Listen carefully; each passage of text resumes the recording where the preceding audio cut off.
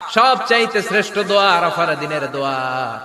বিশ্বনবী বলেন, আরাফার দিনে একটা দোয়া আমি করি, আমার আগে সব নবীরা এই দোয়াটা করতেন। দোয়াটা হলো লা ইলাহা ইল্লাল্লাহ ওয়াহদাহু লা শারীকা লাহ লাহুল মুলকু ওয়া লাহুল হামদু ওয়া হুয়া আলা কুল্লি শাইইন কাদির। সুবহানাল্লাহ পড়েন। সুবহানাল্লাহ। মুখস্থ আছে না দোয়াটা? এটা পড়বেন। বিশ্বনবী আরাফার ময়দানে এই দোয়াটা পড়তেন। তাহলে বোঝা গেল বছর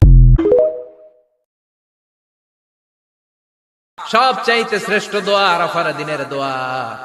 বিশ্বনবী বলেন, আরাফার দিনে একটা দোয়া আমি করি, আমার আগে সব নবীরা এই দোয়াটা করতেন। দোয়াটা হলো লা ইলাহা ইল্লাল্লাহ ওয়াহদাহু লা শারীকা লাহ লাহুল মুলকু ওয়া লাহুল হামদু ওয়া হুয়া আলা কুল্লি শাইইন কাদির। সুবহানাল্লাহ পড়েন। সুবহানাল্লাহ। মুখস্থ আছে না দোয়াটা?